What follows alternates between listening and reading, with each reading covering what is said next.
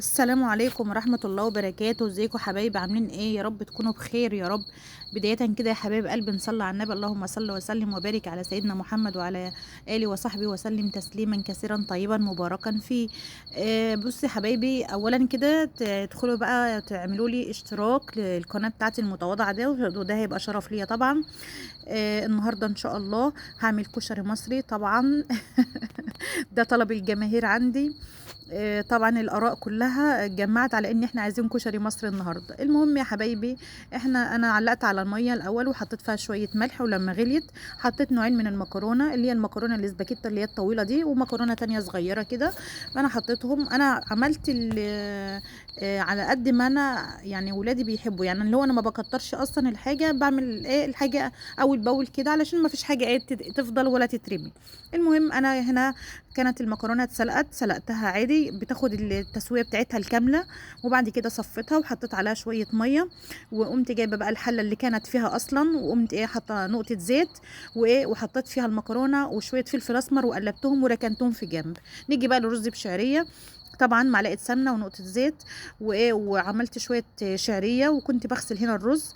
ولما الشعريه احمرت نزلت بالرز بقى عليها وزودت ميه وحطيت القعده عادي، انت كانك بتعملي رز بشعريه عادي خالص خالص خالص، ما فيهوش اي افتكاسه يعني. المهم هنا ضفت الرز عليهم وقلبت، واحط الميه وهدي عليه لحد ما يستوي بقى خالص. وده كده يبقى احنا خلصنا من الرز بشعريه. بصوا يا حبايبي، هي في عدس بجبه اسمه عدس بجبه. هو اصلا العدس اللي هو الاسمر ده يا بنات.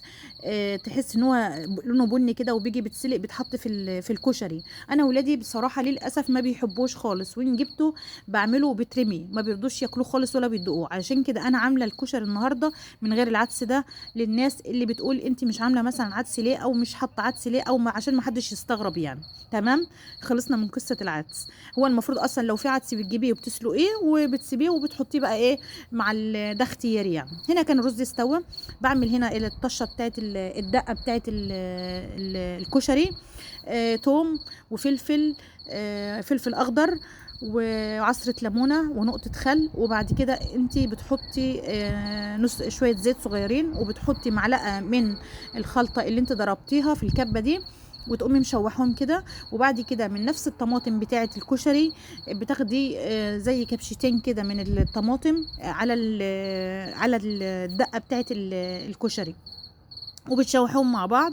وبتقومي مثلا جايبه شويه ميه بالدقه بتاعتك الباقيه، وتقومي مزوده بقى وبتزودها بقى ميه، وبتحطي البهار بتاعك، الملح والفلفل والكمون وكزبره وشطه زي ما انت عايزه. هنا جبت البصل، خرطت بصلتين وحمرتهم في الزيت، اللي هو بتاع التزيين كده. برضو ده حسب الرغبه، لو مش عايزه عادي، مش مشكله يعني. وهنا كنت خلصت، والصلصه بتاعتها عاديه خالص، التسبيكه بتاعتها عادي خالص خالص خالص، ما بتحطش عليها زي بتاعت المكرونه. شكل ما تكوني بتعملي مكرونه بالظبط، تعملي التسبيكه بتاعت او الصلصه بتاعت الكشري هي كده، بتحطش عليها بصل. وبرضو اختياري، لو انت عايزه تحطي بصل ده براحتك. انا هنا برضو ما بحبش البصل في الصلصه بتاعت الكشري. تمام. صلصه عاديه خالص، بس انت بتاخدي منها معلقه من الدقه كده وبتحطها عليها، بتدي لها نكهه جميله قوي. الطبق الصغير النك ده شطه.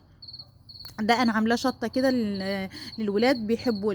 لو حد حابب ان هو يحط شطه على الكشري بزياده، برضو عادي ما فيش مشكله خالص. اللي هو كل واحد انا بعمل اللي بيرضي ولادي واللي هم بيحبوا يعملوه ياكلوه، علشان انا ما بحبش اعمل الاكل وارميه، او ان هو يفضل. وبالف هنا وشفا يا حبايب قلبي. كنت خلصت هنا الاكل وقدمته زي ما انتم شايفين.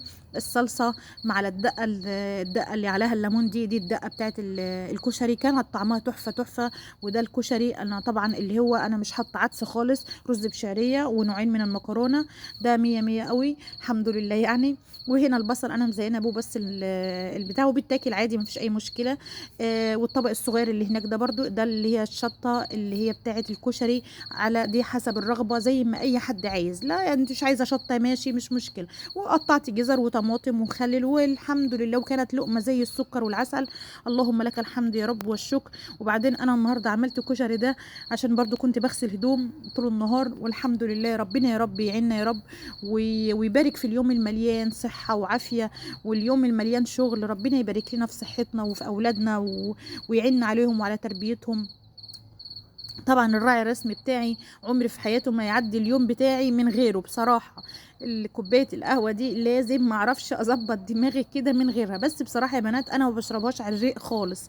انا بعد ممكن اكل او افطر او كده ممكن اشربها، بس دي يوميا لازم عندي كوباية القهوة دي لازم اشربها. المهم يا بنات هنا ايه، كنت بغسل بقى هدوم. هنا بدأت ان انا ايه، كنت بشطب بقى هنا في الغسيلة اهوت. والحمد لله غسلت وخلصت ونشفت الهدوم ونشرتها. اللهم لك الحمد. ربنا يعيننا يا رب على تربية أولادنا يا رب، ويدينا الصحة ويعين كل واحد على حاله. يا رب يعين كل واحد على حاله يا رب.